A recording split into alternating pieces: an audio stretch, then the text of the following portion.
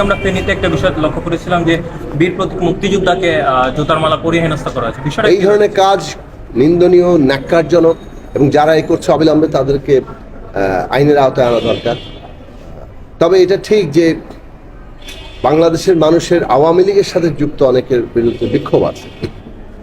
তো সেই আওয়ামী লীগের সাথে যুক্ত লোকেরা যারা অপরাধ করেছে, যারা নানাভাবে আমাদের সন্তানদের হত্যা করতে, লুটপাটে, দুর্নীতিতে এবং ফ্যাসিবাদ কায়েমে যারা নানানভাবে যুক্ত থেকেছে, সহযোগিতা করেছে, তাদের ব্যাপারে জনগণের ক্ষোভ আছে। কিন্তু কোনো অবস্থাতেই আইন হাতে তুলে না নিয়ে আইনগতভাবেই এই সমস্ত অপরাধীদের মোকাবেলা করা উচিত। তবে এর বাইরে কোনো ব্যক্তিকে অসম্মান করা, কোনো মুক্তিযোদ্ধাকে কোনো মানে অসম্মান করার জন্য যে কোনো তৎপরতাটাই নিন্দনীয় এবং এই বিষয়গুলোকে যথাযথভাবে আইনি পদক্ষেপ নেওয়ার জন্য সরকারের কাছে আহ্বান।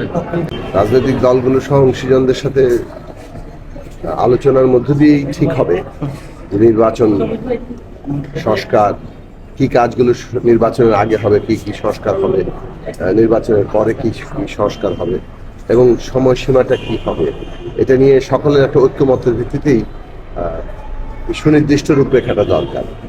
ইতিমধ্যে অন্তর্বর্তী সরকার ধারণা দিয়েছেন যে জানুয়ারি মাসে যে কমিশনগুলো গঠিত হয়েছে সেগুলো যদি রিপোর্ট দেয় সেই অনুযায়ী একটা আলোচনার জায়গাটা তারা তৈরি করবেন। দেখুন, এই সরকার জনগণের একটা অভ্যুত্থানের উপর দাঁড়িয়ে তৈরি হয়েছে। সরকারের সব কাজে যে আমরা সন্তুষ্ট কিংবা মানুষ সন্তুষ্ট হচ্ছে ব্যাপারটা এরকম নয়, কেননা প্রত্যাশা তো অনেক। কিন্তু এটাও আবার আমাদেরকে বুঝতে হবে যে এই সরকার একটা প্রায় ভেঙে পড়ার উপক্রম হওয়া একটা রাষ্ট্র হাতে পেয়েছে। প্রতিষ্ঠানগুলো, বিশেষত পুলিশ, আইন শৃঙ্খলা বাহিনী তো ভেঙেই পড়েছে। এদেরকে পুনর্গঠন করা, প্রশাসনকে পুনর্গঠন করা এবং তাকে কার্যকর করা, সেই ক্ষেত্রে সরকারের আরো জোরালো ভূমিকা মানুষ প্রত্যাশা করে। 4 মাস পার হয়ে গেল, এর মধ্যে তাদের অনেকগুলো সাফল্য আছে, কিন্তু একই সাথে আইন শৃঙ্খলার পরিস্থিতি, দ্রব্যমূল্য, এইসব বিষয়ে এখনো মানুষের ক্ষোভ আছে এবং নিয়ন্ত্রণের জায়গাগুলোতে এখনো পর্যন্ত নানা দুর্বলতাও দেখা যাচ্ছে।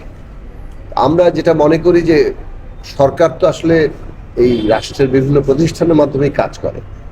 তো এই সমস্ত প্রতিষ্ঠানগুলোতে পতিত ফ্যাসিস্টদের দোসররা যেভাবে প্রতিষ্ঠানগুলোকে কোনো কোনো ক্ষেত্রে অকার্যকর করে রাখার চেষ্টা করছে, সেই সব জায়গায় সরকারকে আরো কঠোর হতে হবে এবং জনগণের প্রত্যাশা অনুযায়ী দ্রুত তাদের সমস্যাগুলো সমাধানের ক্ষেত্রে ভূমিকা পালন করার জন্য এই পুরো রাষ্ট্র শক্তিকে যতটা পুনর্গঠন করা দরকার তত দ্রুততার সাথে তারা সেটা করবেন।